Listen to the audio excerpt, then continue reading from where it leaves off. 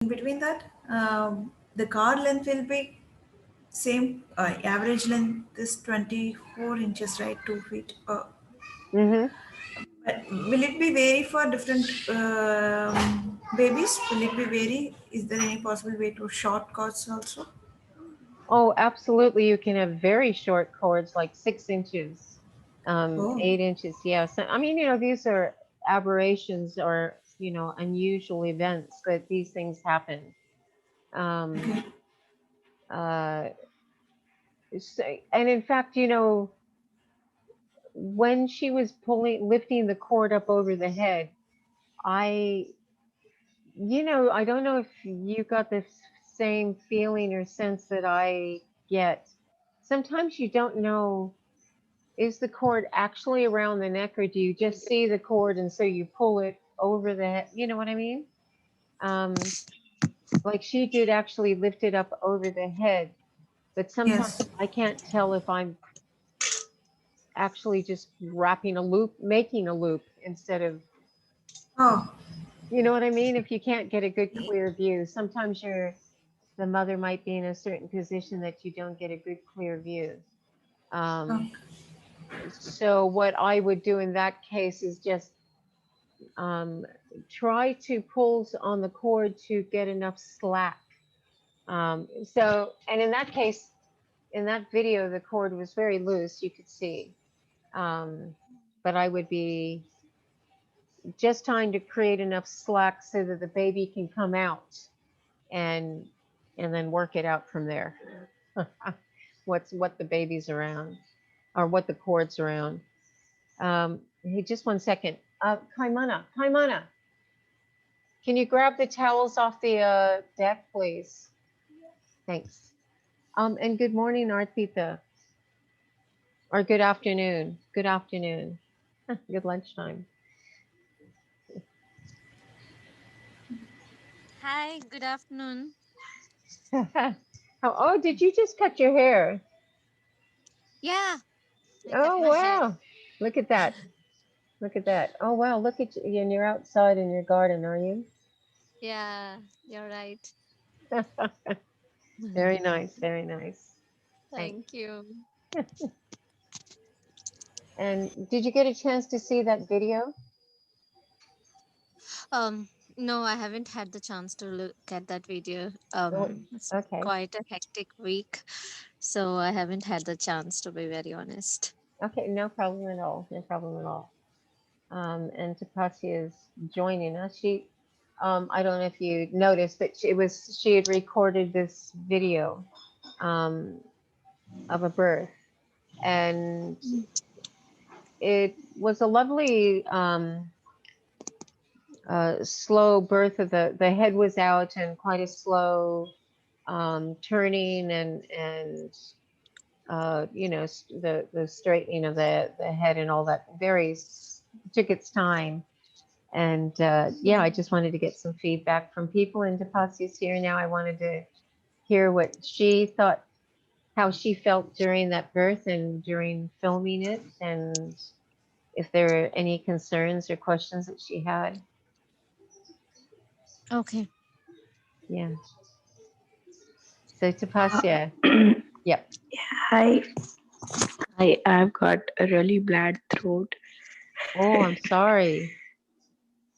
No, it's the weather, and I ate ice cream, and I never eat ice cream. Oh, poor you. That's terrible. What a terrible reaction. Oh no. Yeah, so it's kind of uh, I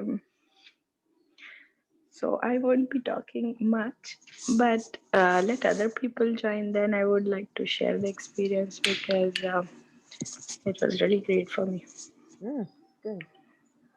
Well, Narosha was asking about the cord and how the cord had been removed. And Uh-huh. uh, she was asking if you could tell, we were talking about the average length, and I was pointing out that different lengths can be there. And just by chance, I was just saying that I always have this kind of confusion, if you will, when there's a cord. So if I can see that it's actually around the neck, then okay, yeah, I loosen it and it's quite easy to see what I'm doing, which is lifting it up over the head. But sometimes you just see a loop, yeah? You don't actually see, you don't necessarily see a cord around the neck, you just see a loop. And I always have, it just reminded me as she was removing the loop, because I couldn't clearly see if it was actually around the baby's neck. I couldn't see that clearly. But I always, it always makes me question when I see just a loop. Am I just putting it over? Am I actually creating a loop when I lift it up or something? So if possible, I prefer to just to loosen or slack, create slack around the baby's from the cord, just kind of, and sometimes it can be this, like with any knot, just kind of loosen it up, and then if it's a like this, I can lift it up, but otherwise I just let them swim through, dive through it, let's say, or if it's not a proper around the neck. Yeah, And true. I mean, this. I work with two midwives. They are a team of two, and one is more hands-on, another is very hands-off. oh, interesting. Yeah, And and Okay. the elder one, which is my mentor, she's also a professional midwife because in Argentina they have a course for midwifery, which are called obstetras in Spanish, yep, yep. and they are licensed midwives. But the things she saw in the hospital midwifery practices, they just disappointed her, and she went to a traditional midwife and and decided to do only home births and not work in the government birth centers. And she has sat down at the feet of that elder midwife and seen undisturbed births. So my mentor is pretty hands off. She rarely touches the baby and the mom during the process. But the other one is works in a government birth center, and she's more clinical. So even I didn't understand why did she touch the cord, because it wasn't wrapped around. It was just a loose loop to me. But sometimes she does that and it annoys me. But yeah, they are my mentors. I can't say anything.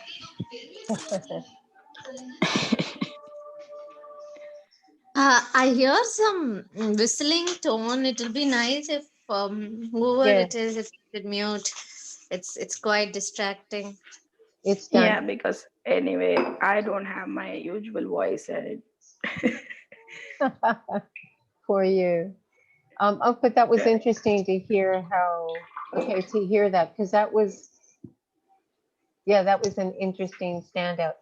Kavita, did you get a chance to see that video that Tapasya posted?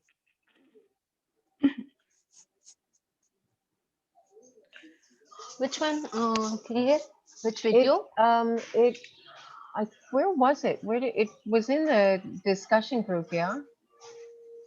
The birth video. The birth video. Yeah, yeah, I saw it. I saw it. Okay, It was really fantastic. okay, cool, cool. So I wanted to get people's, well, first off, I wanted to get Tapasia's feedback on how she felt at that birth. And I wanted to get feedback from others who may have seen that birth. And the reason why, one thing that stood out in that birth was that once the head was born, it was there for quite some time. And before it turned and rotated and whatnot, and then then eventually came. So mind you, this is quite common.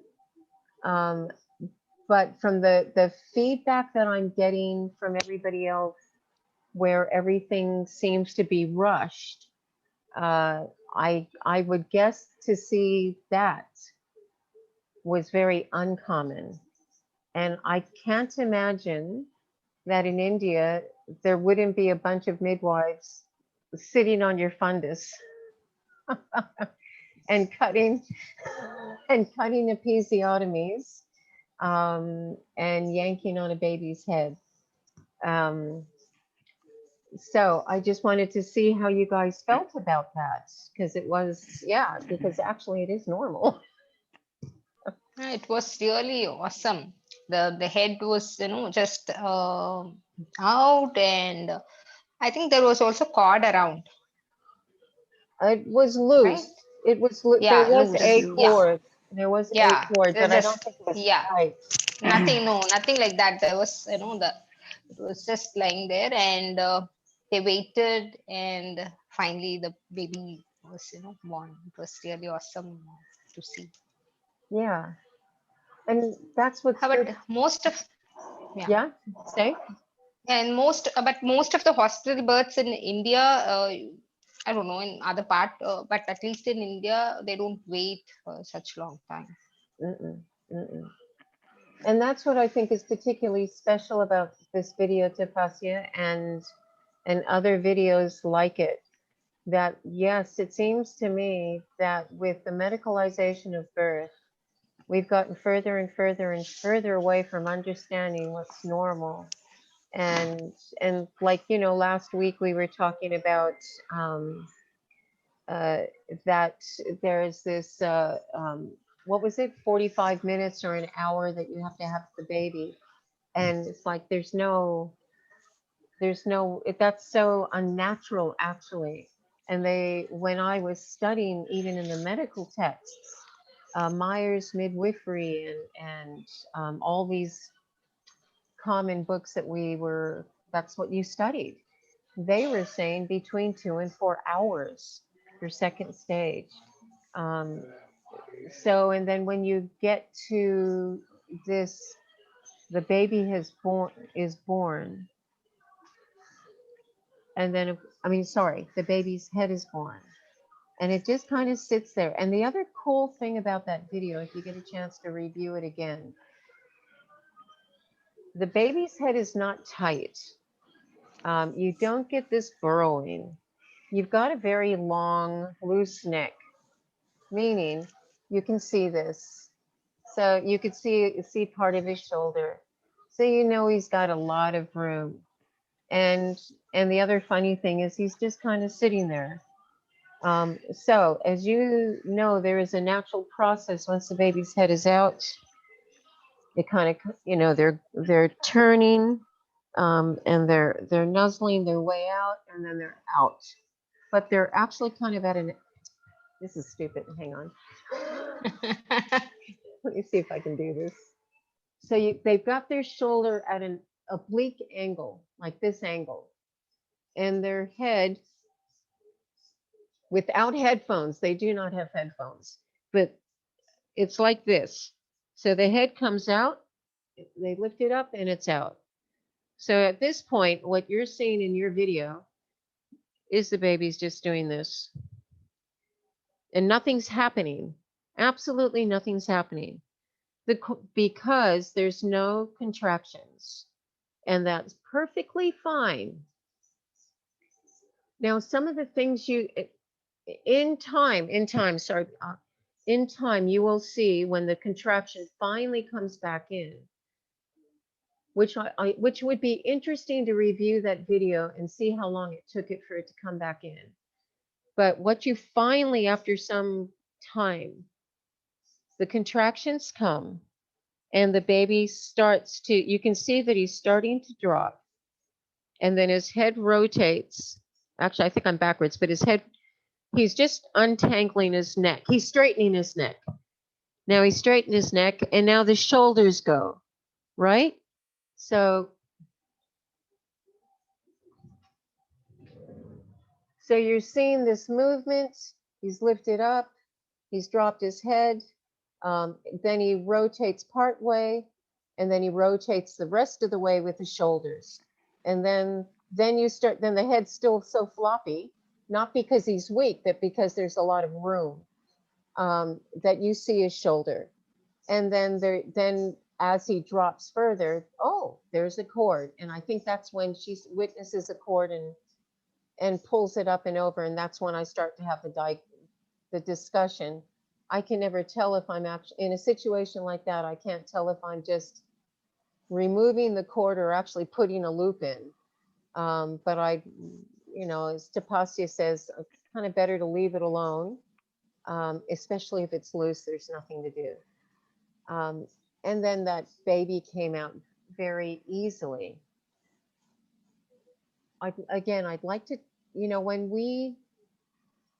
when I have apprentices and people around, because in large part in Australia, I had to, as a midwife, I had to register the births. So I had to give a letter. And along with these letters, I had to enter statistics to the government. So these went hand in hand. So some of the questions that they sometimes ask or that you make a record of, what time did the head deliver? What time was the baby born? So in your case, you've got this head and we've got some lovely time before the rest of the baby's out. And this gives these statistics where they're not tampered with is a beautiful record and proof of what nature does alone without being messed with. That was so calm and peaceful. Yet I know, having been in India in these births, and from what I understand, it's getting worse in the West too. But there's quite a bit of drama. There's quite a bit of ridiculous panic.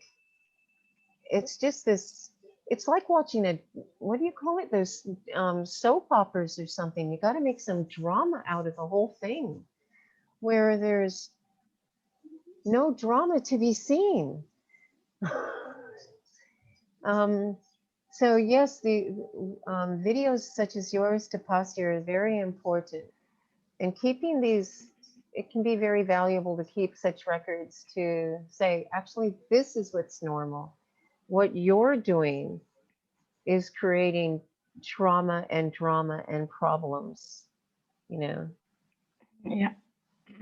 I have like so far I have seen this is what is normal in home births because nobody's rushing you. And I have another video such where mom was sitting on a birth stool. The baby's head came out. She was waiting for the contraction. The contraction came, but she couldn't push in her position. Nobody was touching her, just her husband was behind her. And she says, "Get off." She goes on all fours with the head of the baby out of her yoni. She goes on all fours and then, with a force of contraction, pushes out the baby and just flies out on all fours like a cat. And those that took her, I think, between 2 to 3 minutes. And Oh, the wow. midwives were really cool about it. They were not touching her. Nobody was speaking a word, no sound. You just observe what mom's body is telling her to do. And that mom is little bit, she's not a usual home birther. So she's a little shy. I asked her permission for sharing that video.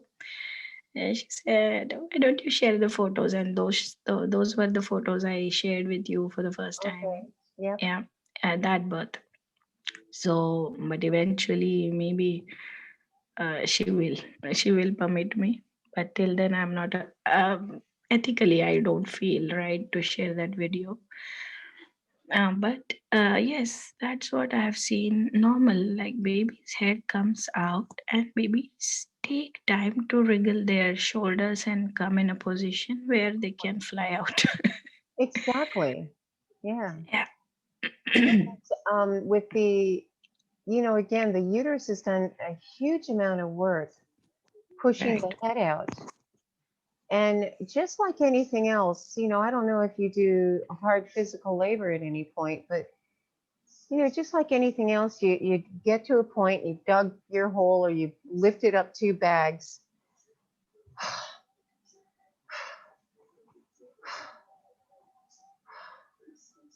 Maybe have a drink of water. Certainly finding a rag to wipe off my head. Okay, let's do this again. So why wouldn't a uterus do the same thing? I don't need somebody standing over me and going, pick up the other bag, pick up the other bag, pick up the other bag. Hey, or grabbing, much worse, grabbing the bag and throwing it at me. Hey, wait a minute, I'll pick it up when I got time. Let me catch my breath. I'm just a normal human being. And so much of the issue is not seeing birth as a normal process, that to just constantly see fear and tragedy at every corner. Um, so yeah, this is, um, I'd love to see more of your video and these types of videos that show, yeah, you can relax, just let it be. Yep. Yeah, because I will also share a water birth video, a breech, an Mhm. assisted birth, Yep. where literally you just stop your stops your breath till the baby's head is out, because the baby is the feet come out, the bum, no, the bum comes out first. Bum comes out, and then again feet came out, and then baby was there for quite some time in the water. And Yeah, yeah. Good. then after a while baby comes out and did need any resuscitation, just the mom stimulating the baby and baby starts breathing. That video is also amazing. It's on the free birth group. Just yesterday one lady on the free birth group, she had a surprise breach because the baby was head down till labor started and it flipped. Wow, interesting. One leg. Yeah, it was a footling breach. So one leg comes out and baby didn't come out. So they transported her like that and they had to do a C section. That baby was a 12-pound, 5 kgs baby, almost Oh. 4. Oh my god, I haven't seen such a giant baby. And the mom did not have any gestational diabetes. They are just big. Mom and dad are just big people. Interesting. That was unfortunate because she has home birthed her 5 babies and this was her sixth. And for a six-time mama to grow that big a baby was like amazing to me. Well, now you know why flipped around and needed to be a Caesar. Yeah. Yeah, I don't think that would have been a Yes. No. heavy And baby. mom later on wrote that I knew I needed a transfer and I'm happy to receive the help. And it's I know that baby couldn't come out because it was too big. I was not afraid of breech anyway because Mm-hmm. I have given birth on my own to 5 children. But she never regretted her decision to go unassisted, and they live 3 hours away from a hospital. Yeah, great, great. And she knew to So transfer. imagine, yeah, 3 hours away from a hospital, and they transferred. It Wow. must have taken some time, Yeah, but that baby didn't need resuscitation. Nothing. It was fine. great. See? Um, is there So anything else you yeah. wanted to share? Yep. Go ahead from that space or No, yeah. anything? Now I will. I think these are the people we are going to have today. So I'll just go over my perspective on that birth, the video I shared. The mom was mm, uh, she was laboring in the birth pool for quite some time, 2 to 3 hours. She went in at 2 p.m. inside the water, and about by 4:35 p.m. her contractions slowed down. So the midwives asked her to, they gently just suggested, how about getting out? She got out and she leaned on one of the midwives and they just swayed a little bit. And then she sat on the birth pool. And then when I suggested that, uh, told my other midwife that she hasn't peed, has she? And she said she might have peed in the pool. Do we know? But I said, no, I think she hasn't peed in quite some time. And she sits on the birth pool, and we are whispering this. The mom is not hearing this, and she pees. And my midwife said, there you go. You wanted this? Yeah, take the pee. Yeah. And then, then Thank we, and she was in her kitchen. That was a hall and a kitchen. So we were all sitting there. The midwives were in front of her. Her husband was besides her, and I was taking photo from a silent corner, and two dogs. So the midwife says, April, I think you are feeling observed. You better go inside the bathroom. She said, no, I'm fine. And the midwife says, no, honey, your subconscious is feeling observed. You need some alone time, because that mom was not ready to come out of the water for the fear of pain. And later, the midwife told me that uh, she needed to take some time to realize this, that pain is nothing and she can overcome it. And that's why I sent her to the bathroom because she was fearing the pain. And once she went in and once she started riding on the waves, she was fine. She was progressing. The mucus plug was coming out. It was coming out anyway, you. but in more quantities. And then after a while, she gave a knock and she said, bring the birth stool to the bathroom. I want to support my legs on it. She was sitting on the toilet. And then midwife went in. She checked for the heartbeat and it was accelerated and not decelerated. And she looked, she didn't look concerned. I don't know what happened in there because that was a small bathroom and it was dark. Um, she came out and she said the heart rate was accelerated, but April told me that the baby was moving.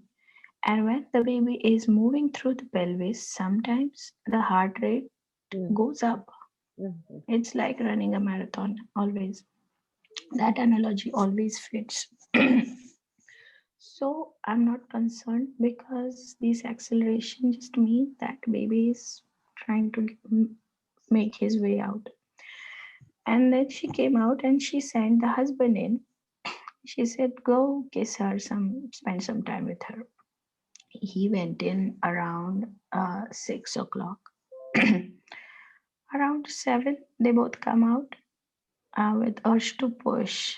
April is having urge to push.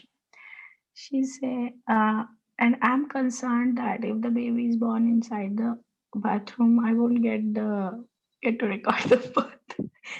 I mean, I was like, that doesn't matter. Hey, But that what- mom also want, but the mom also wanted some good recording and good photos of the birth. So she comes. I don't know. That was that the reason, but so she comes out.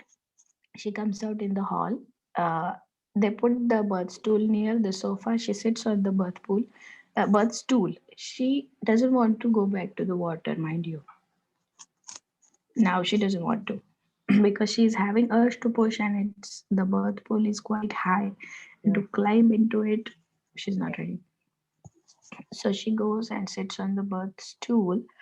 The husband is sitting on the sofa, supporting her between his legs. she is she has put her hands on his thighs, and he is supporting her from back. And she starts pushing around 7:30. We see little bit of like opening, and this mom has a swollen uh, perineal gland, which is called Bartholin's gland. Yep. She has had it for quite some time, but it never bothered her. It was not painful, nothing. But during the labor, when the vulva was full of blood and it was quite engorged, we could see it clearly. And I was thinking, how is she doing with that thing on her vulva? But even that was not a problem. Then it started uh, uh, mm, causing pain to her. Mm, but she started pushing with contractions. She's making loud noises. Not loud, I mean guttural noises. And the head starts crowning at around 7:35 or so.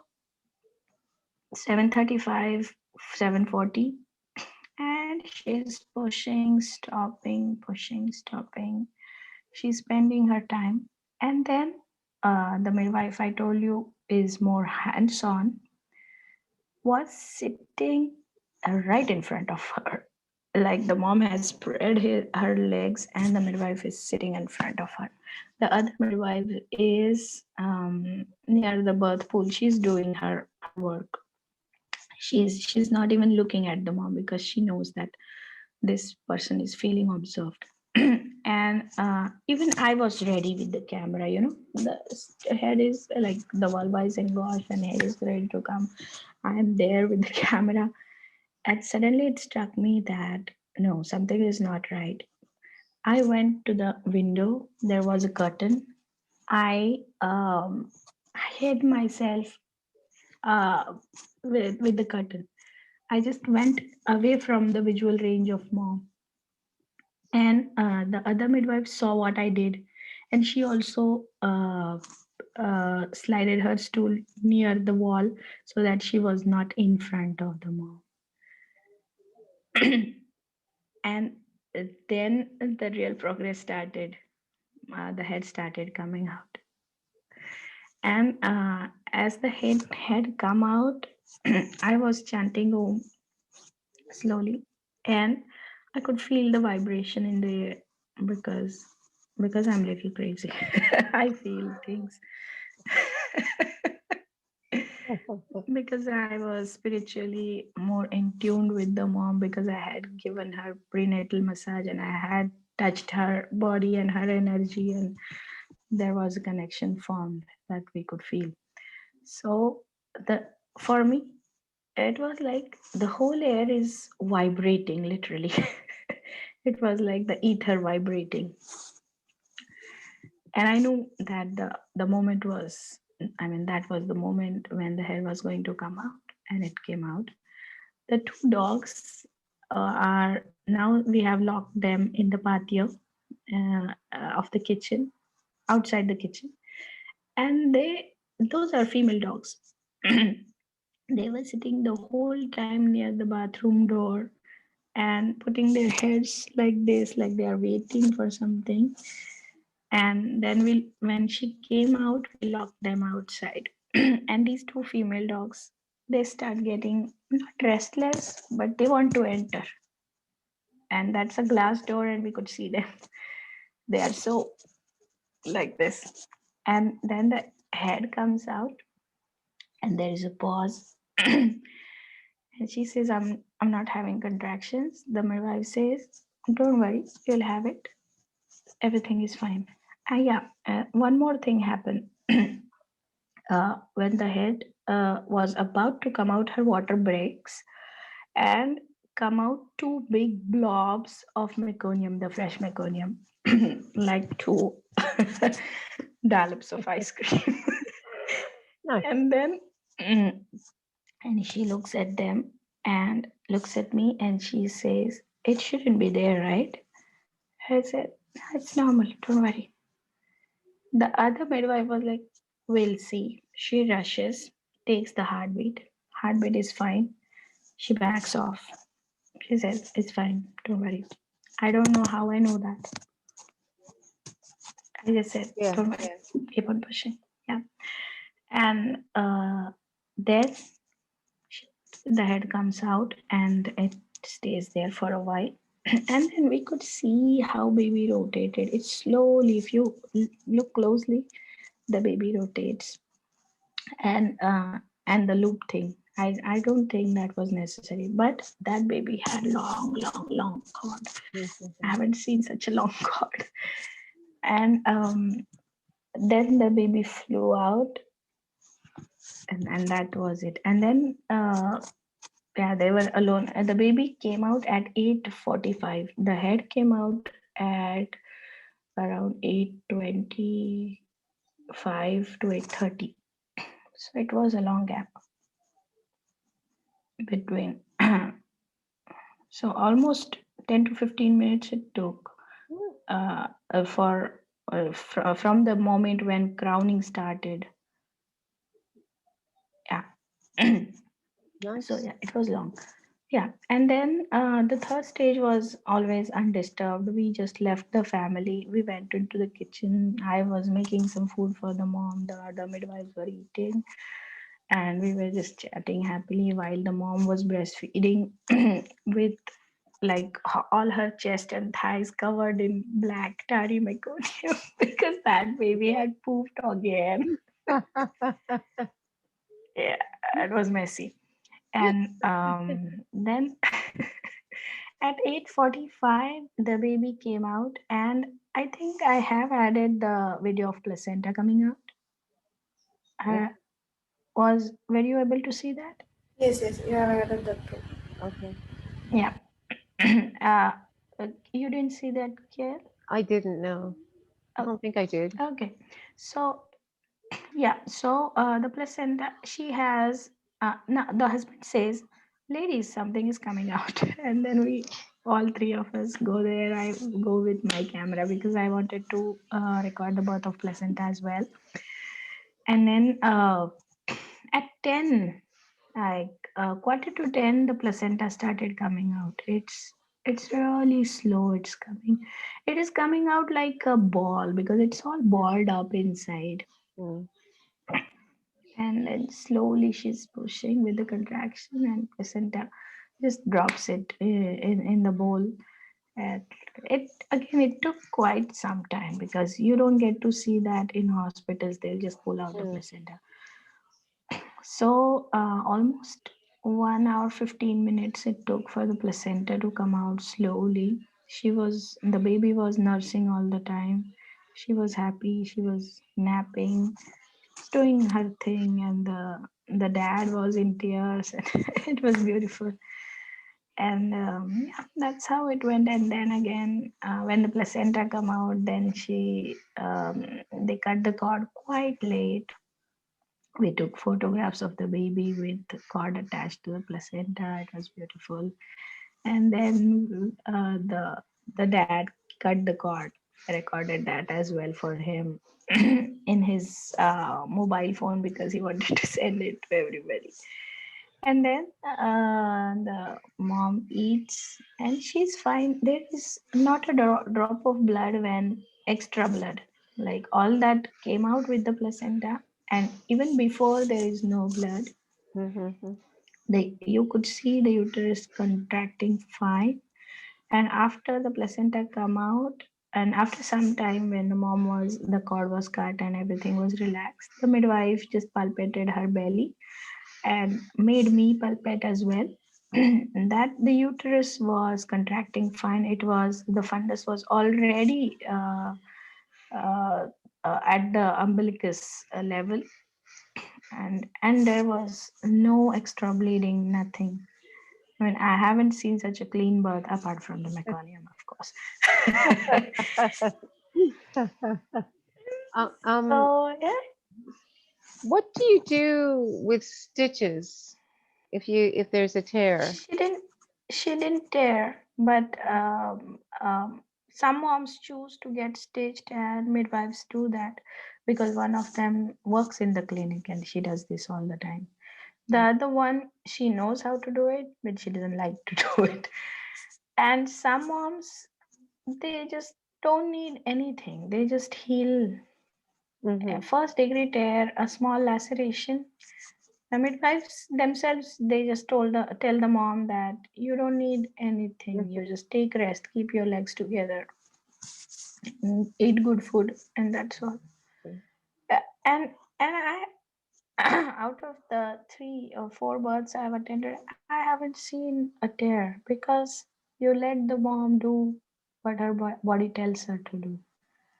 So I haven't seen tears, and yeah, my teacher also told me that she has rarely seen tears in home births because the physiological birth takes care of it. And I would like to know about your experiences in tearing.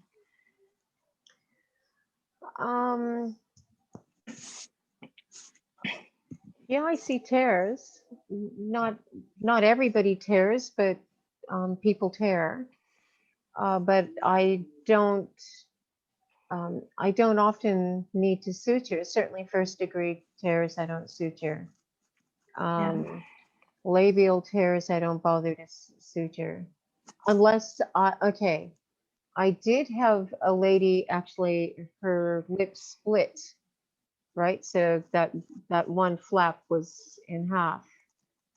And she chose not, I gave her the options, and she chose not to have it stitched. But later she regretted that decision. Um, and then, I've had various different experiences. Um, like I say, most of them you don't require suturing. But if there's this, so I'm interested if there's a second degree tear. What have you seen or what have you done? I do know of a Dutch midwife who came into my area, and she herself had did she say she had a third degree tear with one of her kids? And that she just treated it with honey. Honey is a good healer and antiseptic, and it has similar bacteria to our bacteria that our bodies use to heal. So she used just honey and kept her legs together and so on and so forth. Um, I only once had a woman have an anal tear. And I've told you this story. It was the woman who said, I could just see it. This hurt, the crowning was so slow, and it just wasn't, no matter what was happening, this perineum just wasn't stretching, and you could just see that line start to create. And even had hot compresses and oil, and I was just looking at this other woman going, oh, she's gonna tear, and I could just feel it. And sure enough, right I could feel it right under my hand. And anyway, baby came, everything was said and done, and then I go and have a look. Okay, now is the time to have a look at what happened. And yep, yeah, it's a third degree tear. And she immediately turned to her friend and said, I told you I'd tear right through my ass. Yeah, I'm going, well, congratulations, you did. And she's the one I said that she has a very strong mind, that she does come up with these hesitations. And I've been with her for 3 or 4 labors, and she does the same thing where she blocks and then gets it together. But yeah, and for that third degree, not I'll transport for that. I'm not suturing that. Second degree, yeah, I will suture if that's what the mother wants. Um, and yeah, it's something I had to learn how to do. Because for myself, I actually prefer to keep the mother under my care as much as I can. in a sense, under my protection, if I can say that. You know, once you have to transfer them to the hospital, then the energy changes. Everything changes. It's a huge disruption, isn't it? And for such a stupid thing like a tear, where they've had this lovely birth and they're so comfortable in cuddling with their babies, and let's go off to the hospital just for suturing, and a lot of judgment and sometimes some nasty comments and not pleasantries. So, you know, such a small thing, I'd rather learn how to suture and do it myself. Um,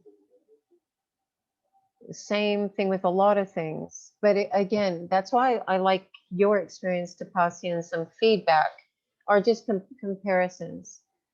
So I have, like I say, I tend to be a little more hands-on, let's say, in some ways, not like a hospital hands-on, but I do work with the woman. I work with the woman rather than let the woman work by herself. Um, Now, women who are having a free birth, they're in a particular headspace, and they need, generally speaking, they need nothing. Bang, they're off. But midwives came into being because many women just want someone, a support person, a person who can hold my hand and who will kind of have an idea of what I will want or what I might need. And and when you're pulling in a midwife, you're hoping that that person can recognize problems and respond to them.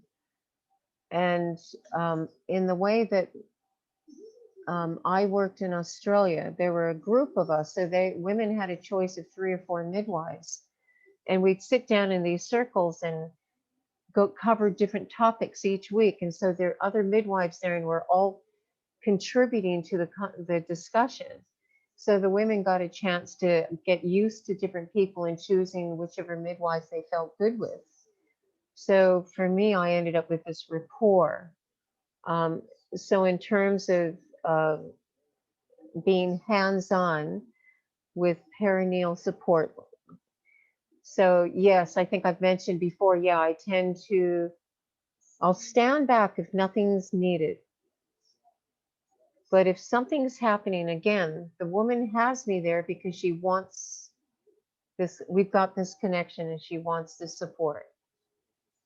We've already talked about using hot compresses and oil to support the perineum to prevent tears. So this is something they're expecting, they're used to. If they don't used to the idea, because in our groups it's something that other women have talked about. Many women will talk about how they just love those compresses, and once they felt those compresses, nobody could, I need those compresses. And you'd be so surprised, shocked at how hot these women can take those, which are, when I say compresses, it's just a small towel with hot water, and just the heat helps to soften and relax, generally speaking. I put chamomile tea as a sidebar. I put chamomile tea into the hot compress because it's an astringent. So I have once not put it in, and the woman's perineum actually swelled up with fluid. So her tissues actually absorbed the hot fluid, which was counterproductive. So I never forgot the chamomile tea after that, and it's part of the supply list that I give the women to have on hand at their birth. So they will have chamomile tea with hot water, and I'm just holding this up. I'll have some oil, and in what I'm doing, I'm connecting with the woman at the same time, getting her to connect with her perineum, getting her to make this connection. I find it really useful to get the woman to feel the baby's head. So I'll take their hands and get them to touch the baby's head. But some women will not want to do this at all. They will absolutely no, resist, no problem. And Tapasya, I really liked your point about the midwife sitting smack in the middle between the woman's legs. And many, many, many times that is exactly what I'm doing. And there have been times that I can take your point, and that I've even shifted to the side. Um, but I take your point. It's an interesting one. Not to just be in the mother's face. Um, And about tears and for example, use of oxytocin, I talked to the midwife and she says, though we are licensed, we can. No, I think they cannot carry oxytocin, but they can suture. She says, whenever we need something like this, we generally transfer because once you need some medical help, it is generally a spiral yes. because you will want another thing and another thing, and it's better that the mother is in an institution for the safety of all. And that is what I'm planning to do in my practice, because obviously in India I'll be practicing illegally, so to say, because only because the midwifery is not regulated in India. And what means by illegal is, in the definition of law, practicing medicine without a license is illegal. Mm-hmm. But my approach is, birth is not a medical event for me, and I'm not practicing medicine. And that's how I'm going to make my contracts. That if a mom needs suturing or oxytocin or anything like that, I will always prefer to transfer. I'm not planning on getting any type of training of suturing or clinical things like doing a blood draw or inserting an IV. I don't want to do Mm-hmm. Mm-hmm. that because that would amount to practicing medicine without license, and I don't want to get into trouble. Fair enough. And as long as I trust in the undisturbed birth, most of the time, physiology takes care of all these things. Most of the time, 99% of the time, you don't need to intervene. Mm. And if you need to intervene, and if you cannot do it with natural things, you cannot repair what is broken, then it's better to go to the institution. And that's how I envision it. But again, in my prenatal visits, I'll explain Mm-hmm. we will talk about the postpartum hemorrhage, the tearing, everything in detail, and I will give mom the options that these are the possible scenarios and these things we can do, and if everything fails, we'll just transfer. Mm-hmm. and and then by your intuition at some point in the birth that what problem could come up, and I believe I trust in my intuition, and that is my thing to fall back on. That, yeah, whenever I mean, believe it or not, in a birth there comes a point where I call for help to my guru, and I have felt the presence every time. Those are vibrations are about that. I mean, I'm a spiritual person, and I know how to handle stress situations. I just go to my guru, and she helps me. So so these are my standpoint about suturing and interventions, that the clinical things I need to learn. The resuscitation, yes, I'm very much interested in doing a certification, but most of the time the resuscitation is not needed. But I would like to know if I could, like, how to keep a baby alive until it reaches the hospital. Mm-hmm. Mm-hmm. That I want to learn, yes. and suturing, no. But there is a very good book from Anne Frey on Yeah. healing passage. And yeah, I hope to learn a bit from that, how to handle those situations. And because she is the only author that gives natural alternatives to things, Yeah. and it's very interesting. Yeah. Well, actually, that's kind of Yeah. what I've learned. Pretty much of what I've learned came from that, healing passage, suturing for midwives, and it's what I Oh, use to train the other ones to the ladies in India. In terms, you know, the dialogue of practicing medicine without a license, and indeed, I'm a lay midwife. I'm not a registered midwife. I so wherever, if it is illegal here in Australia for me to call myself a midwife, it probably was illegal for me to say such a thing in India, but I said it anyway. Um, but I don't, I will speak these words, but it's not written anywhere, meaning I will tell people I'm a midwife, but I don't, it's not written there, so that they can't come back on me, the law. When I am with people, so I make it very clear, I am not a registered midwife, I'm a lay midwife. I am practicing illegally. However, you have the legal right to have me here. I just don't have a legal right to be here in the capacity of a midwife. So if I need things, especially in India, it was so easy. So oxytocin, you mentioned. I get the mothers to pick it up. Because in India, you just go to the chemist and they have it and they give it to you.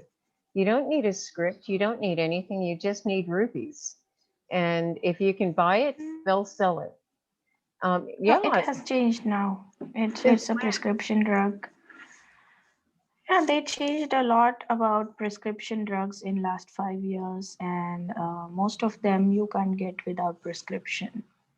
Well, Okay. of course, in big cities, in small towns, if the chemist knows you, it's not a There problem. was Yeah, always and a way. India, because yeah, we Exactly. There work was with always a way to Jugad. get it. Yeah, yeah. Like I said, we got the Foley catheter just down the road. Who carries that? Um, so yeah, they would get the scintimetric. They would get, and then, so they come in packets of 4 or 5. And it was, so you go get the packet of scintimetrine, and maybe I might use one. Almost never did I. And then I'll keep the box. So I would keep the box. And then I had it on hand. And so we would do something like this. They would get the supplies and I would just kind of stock up as I needed. Um, what else is there? The suturing equipment, again, in India, it's Yeah, easy. Yep. yeah, Kate, I want to know how did you learn suturing without going to a nursing school? I mean, what was your experience when you sutured for the first time? How difficult was it?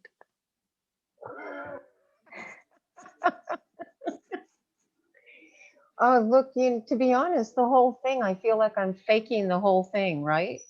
From the first birth I'd ever been to the last one, frankly, I always kind of feel like I'm faking it.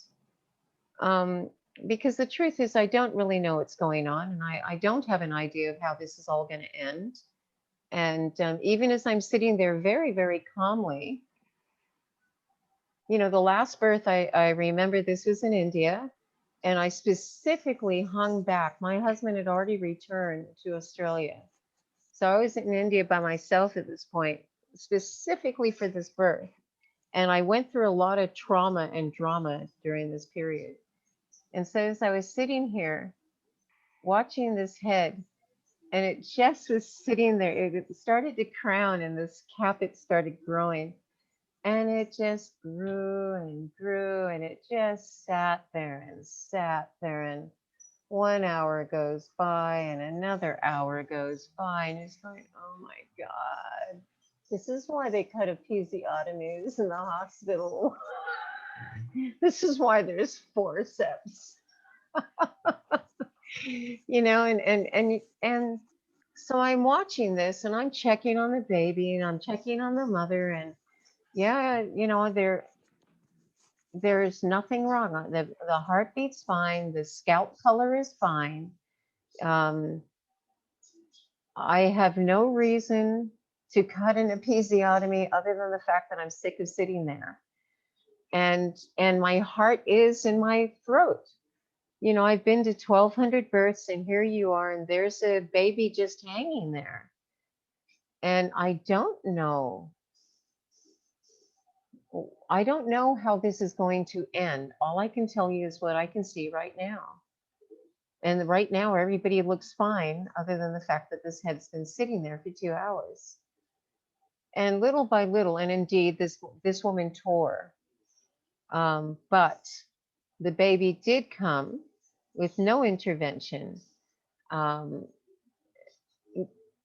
it was just a typical normal birth. And like I say, normal births are actually kind of slow and dangly and dawdly. They don't shoot out. They're not a drama affair. They take their sweet old time, or they shoot out.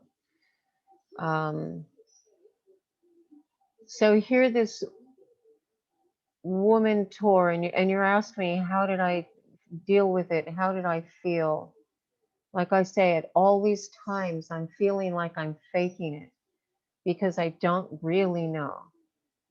When I was reading these books and practicing and preparing to suture on a real human, I had pillows, foam pillows, and I would cut them.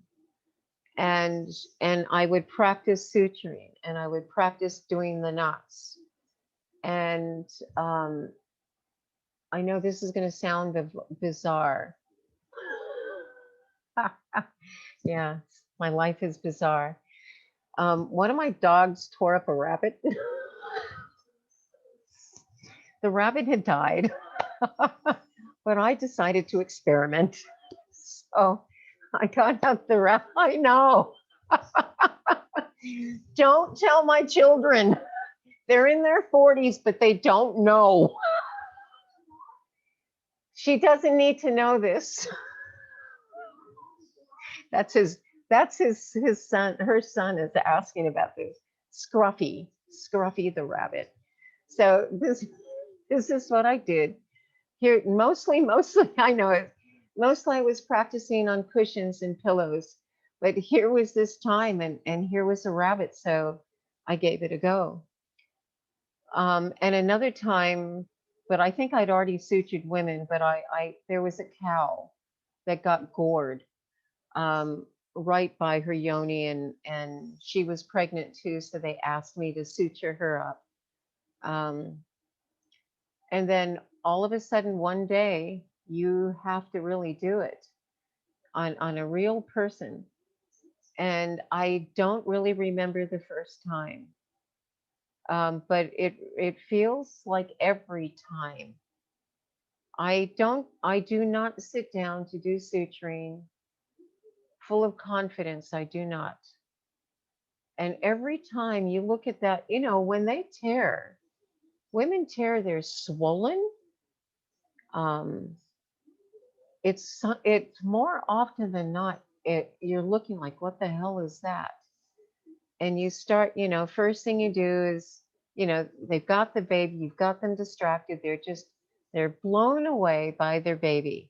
And everybody's focused on this baby, and she's messing around with her breasts and all this. And then while they're doing that, I'm between her legs and I'm cleaning her up and I'm having a look. And usually I can't, it just looks a mess. And I'm sitting there pushing pieces together like 50 times.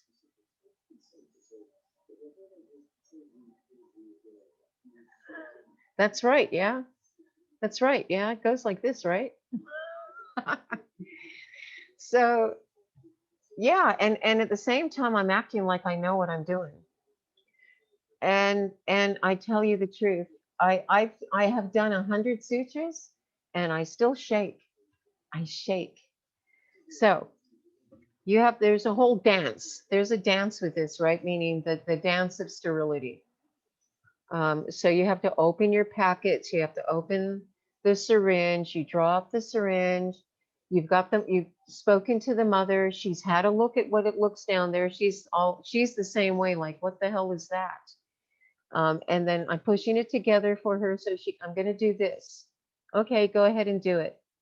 And I tell you what, having a baby in your arms and this, she's still at home. Usually if she's already had a shower. It all depends, right? If she's had a hemorrhage, no, she hasn't had a shower. I've just wiped her off. Or if she's had one of these extraordinarily stupid long labors and is exhausted, then I wouldn't push her into the shower, let's say. But if otherwise, women like to get in the shower and clean up. Sometimes women will go and they didn't have the water birth, but now they want to have the baby in the water tank and have that baby in the bathtub with them and bathe them. So when this is all said and done, and the mother's calm, I lay them down on the edge of the bed and get to work. And at home is quite different from a hospital where you've got these beds that you pump up and they sit just perfect eye level and somebody's handing you stuff. This is not happening. You're you're an old lady getting down on the floor. And sometimes you've got one lady, sometimes you're using your shoulder as the footrest. You've got her up here, or you're doing things. And you got to have a good light. So I actually have a headlamp. And that was a good saving grace. Once, one of my suture jobs, my daughter was holding the torch, the light, and she was there. She must have been 13 or 14, I can't remember, but she was holding the light, and it kind of kept going off the spot. Like, no, hold it here. No, put it back. Kanani, put it back. And the next thing I hear is this crash, bang. What? She passed out. So I got headlights. Funny. So yeah, then you sit down, you prepare her, you numb her, and that's important. Get the xylocaine in there and get her all numbed up, and wait, and then test. Can you feel this? Can you feel this? And when she says no, you're good to go. And the first thing, you're lining up there's a couple of landmarks. You start with the perineum, the fourchette comes together, whatever that is, or the hymen, if you can find that as a landmark, but you're pulling them together. If it's a second degree tear and you're dealing with a muscle, you get that first, get your muscle first, and then and once you start pulling, at first it looks like I haven't got a clue what I'm doing. You can find the muscle here, you can find the muscle here, put it together. Okay. Oh my God. Okay, that looks better. Okay, I still can't figure this out, but I know this landmark and I know this landmark. Put it together. Oh, okay. Now it's starting to make sense. So you've done this, and you go from inside, bring it out, up. But every single time I look at it and I go, oh my God, I am nervous, I am shaky, but once I get started, I'm good with it.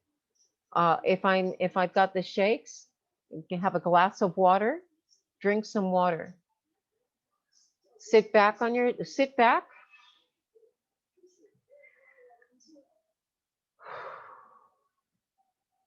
feel grounded, ground yourself, and go to it. And all I can say is, from experience, I now know, even though I'm uncomfortable and I lack confidence, What I do know is once I get started, it comes together.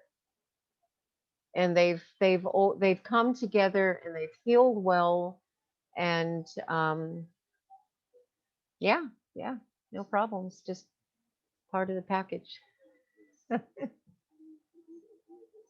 But definitely, definitely, I don't think I'd suture 1% of the births I've attended, So, and never have I cut an episiotomy. Never.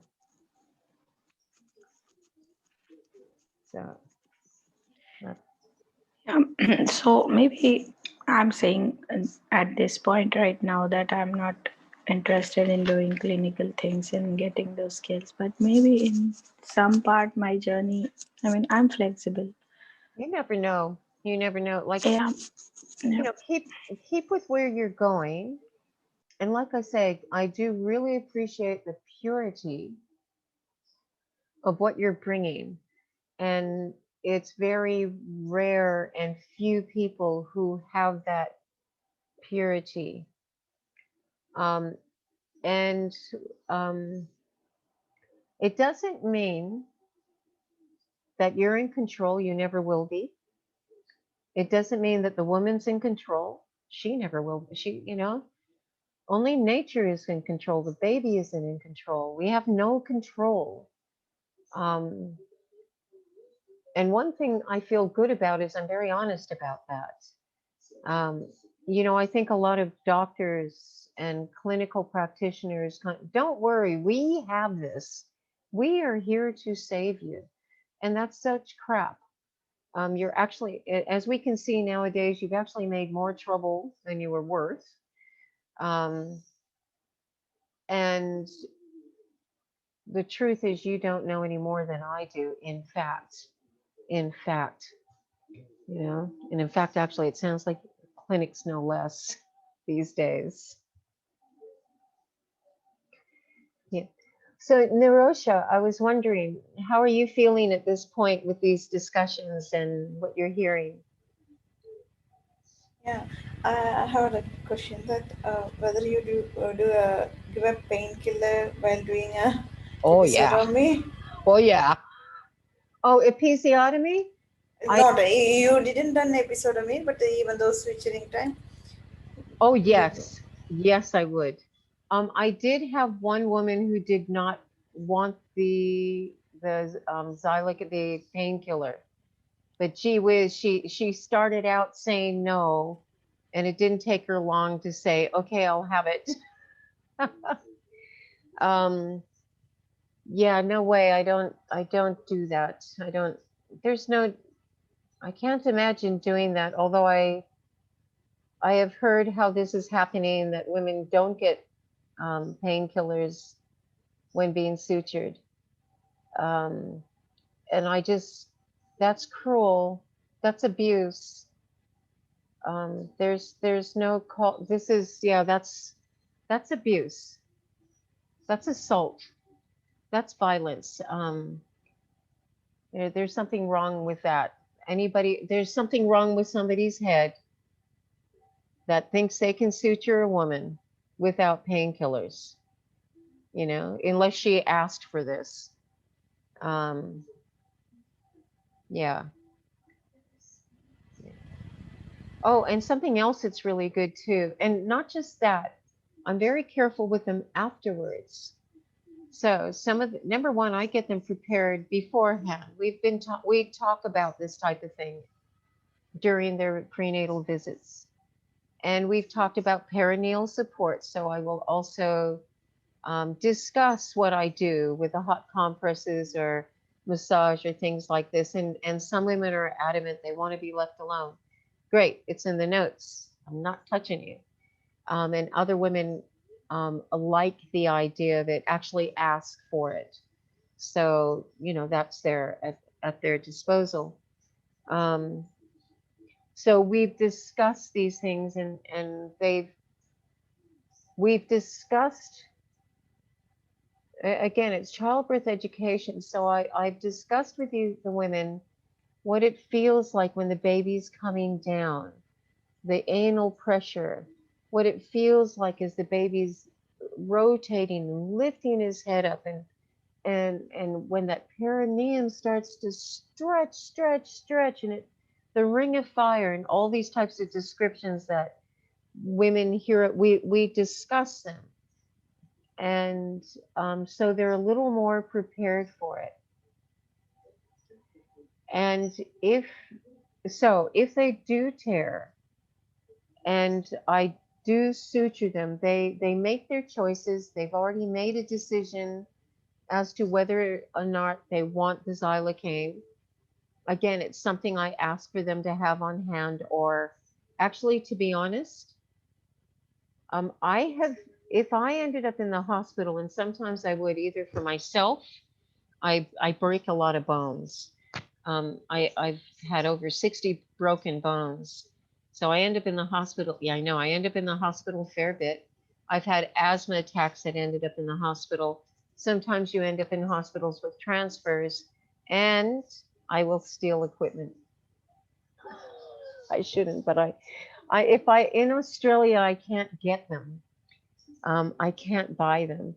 So I've been known to take a box of gloves when they were unavailable. Um, and I've taken xylocaine, things like this that I can't just buy. Unless I can get a friendly doctor who will give them to me, then I don't do it. But if I don't have it and I need it, that's what I would do. I have done.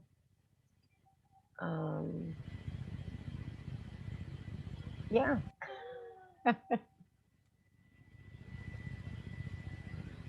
Anything else, Nirosha? From Tapshia's births to that video thing, I had a one doubt. The midwife doesn't know the length of the cord, right? If the cord may be a shorter, if they pulled, there is a chance for the placenta may be detached from the uterus, right? If the cord length is, I No. don't know. Actually, I am assuming the things. To be honest, I don't think anybody knows. So okay, so that's what they tell you in the old textbooks, right? One concern, okay, you're right. You cannot tell how long the cord is. You don't know. And sometimes you can have a baby with a short cord. And I have had a short cord. It was only long enough to get I could just roll the baby out, somersault it. And then it was like 10 inches, but it was enough for him to get his belly out, hang down, and then the butt rolled out. And then and this was a water birth too. And then we had to kind of float her up, and then the baby kind of was just there. And then fortunately the next contractions came quickly, and the placenta came quickly, and there wasn't a drama. But while we were sitting there kind of going, because you can't just have the mother relaxed and then the baby's up in her arms, because if she just kind of relaxed, the baby be underwater, because the cord was too short. So we were kind of lifting her hips up and trying to think of what to do next. How can we do this? And then the placenta came, so problem was solved. So the texts tell you the concern would be that the placenta would peel off. Okay, let's say it peels off. Okay, I think what they're concerned about is the placenta would rip off as the baby was descending and before the baby was born. And I don't think that's possible. I don't think it's probable. I think what you'd end up with is a baby that just kept getting stuck. And no matter what happened, he just isn't going to descend. I guess it is conceivable that you could have such bad luck that you would have such a short cord,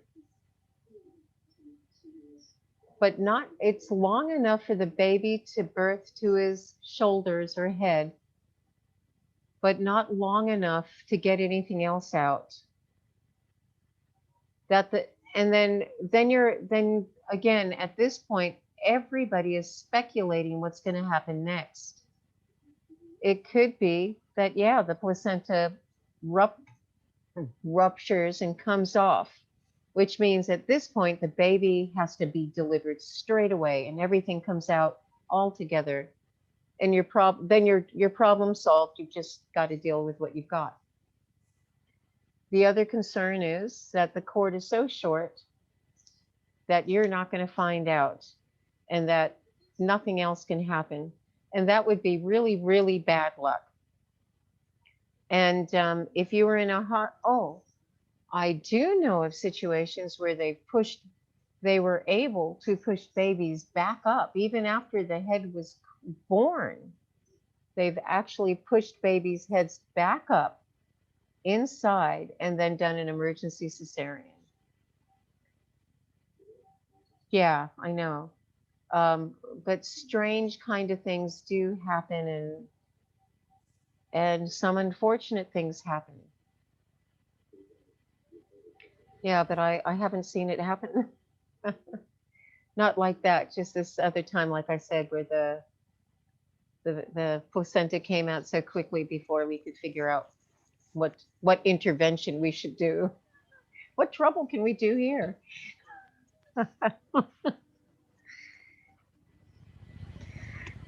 Yeah, in our midwifery practice, the course, mm, there is always a template on consciousness practice for yourself, and that is how you invite the consciousness and not complications.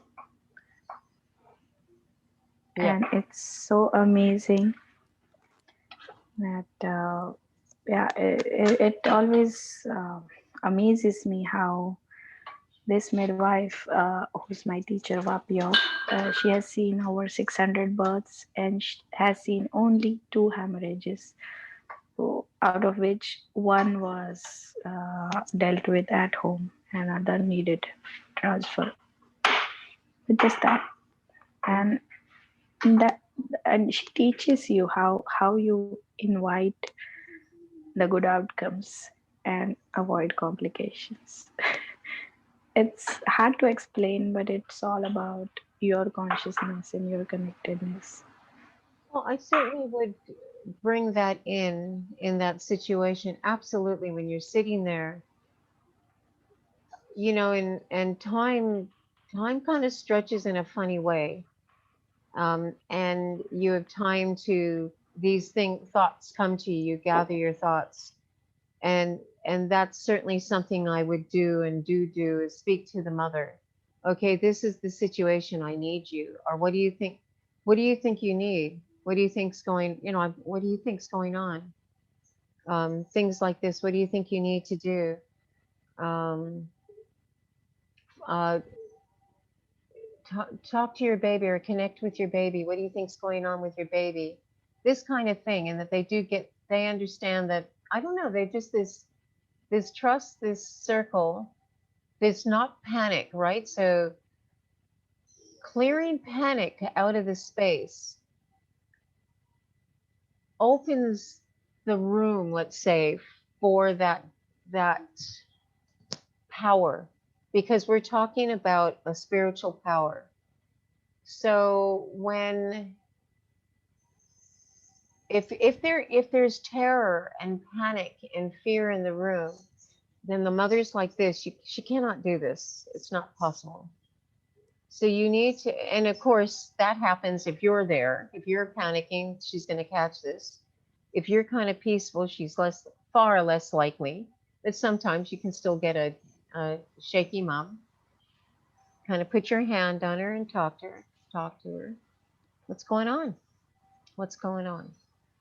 And connect with her and communicate. And in this talking, you come to a space where she can come down to earth. And then you can get her to connect with her baby and find out what you need. And again, I make it clear, because they'll say many a time, a woman will look at me, what's going on?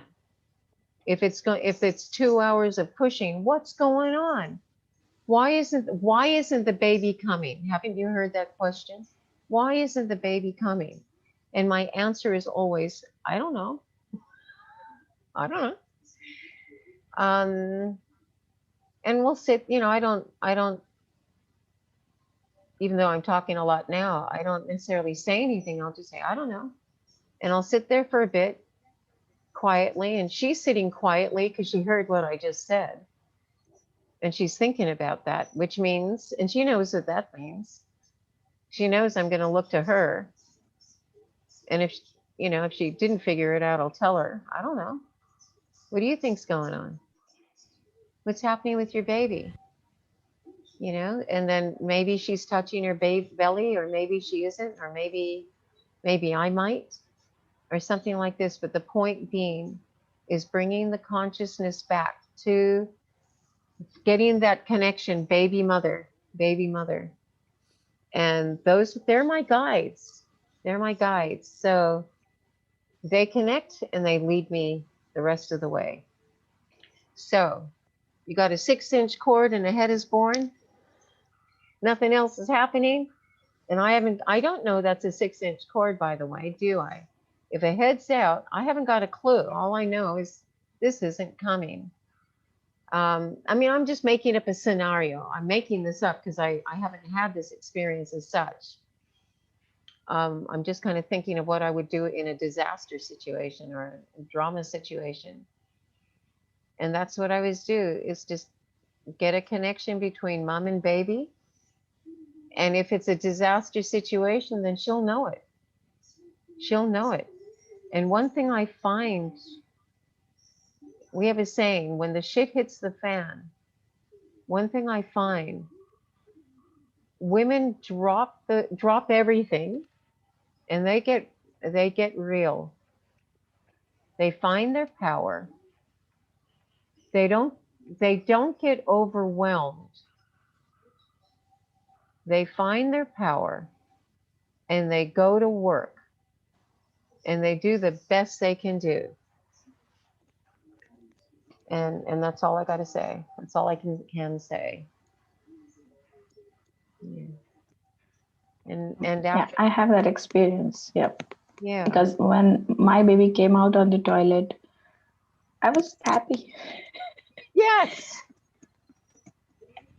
I and I used to ask my husband, okay, in that basket I have clean towels, get them and get a clean blanket. He got my blanket and I shouted, no, the baby blankets that are there stacked clean. So I just Suddenly there's a sergeant's cap that goes on. I don't know where the women get the general's badge, and they start ordering everybody, and they know what to do. They get into a solid space. Even if yeah. they're not sure of what's happening, there's a moment they know we need them. I don't know. They come to their power and they do what they need to do. And that's as good as it gets. That is the most powerful intervention you've got, is mom and baby together.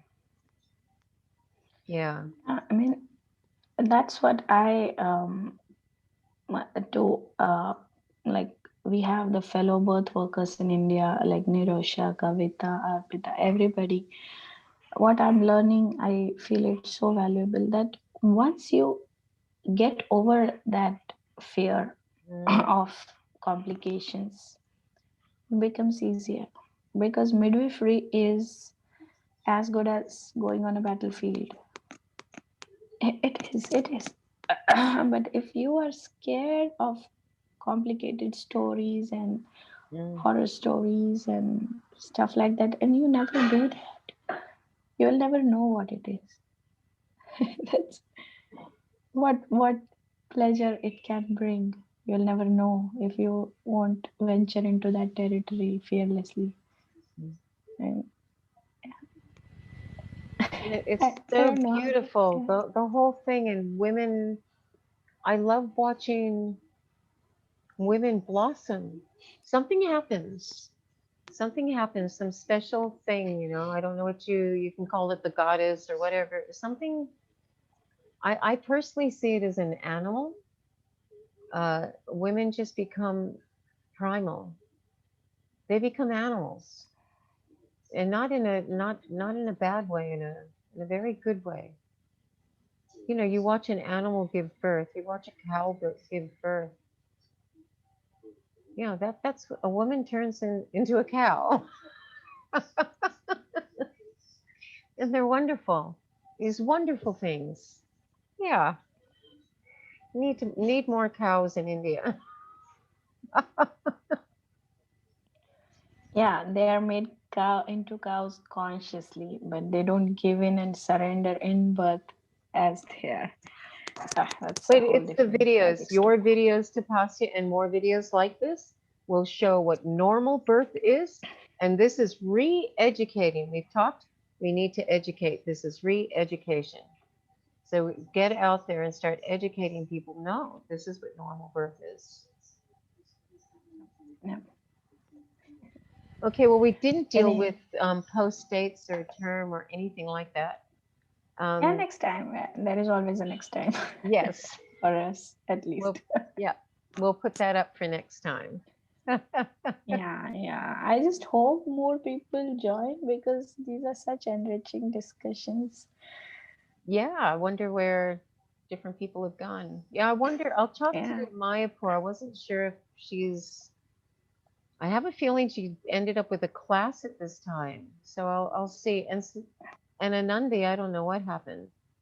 I haven't heard from yeah. her actually. Hope she's okay. I'm worried about her. But She was not there in our last discussion of the Indian group as well. She was not there. yeah. Oh well, I'll Yeah, try to get a hold of her and connect. yeah. I'll also message her personally. Let's see. But Good. yeah, thank you so much, Ken. I My learned so pleasure. much. Good, good. My pleasure. Thank you. Okay, Nirosha And Tapasya. I thank you. I just hope more mothers accept me because these midwives will take me to a birth only if the mother says yes and she wants Yeah, to know me during the prenatals. And that's quite logical. And I'm not saying they should take me to every birth. But I just hope that I get to see more births till I'm here till July. Because in India, I won't find such a mentor, and it's me who is doing the job. And you'll have to start it's your own movement. You will yeah, be the it's mentor. easy when it's easy to be an observer when you know that the mother has taken full responsibility and the midwives are in Yeah, charge. You're chill. You're indeed. just Yes, it's a taking big difference. photographs. Yes, it is a difference. But when I'm going to do it myself, I'm gonna feel the pressure, the heat. Well, we'll see. We'll keep you going. We'll pray for you. Okay, okay. Okay. Till next week then. Okay. Thank you so much, everybody. Thank you. Thank Bye you. bye. Thanks a lot. Night. Bye bye. Bye bye.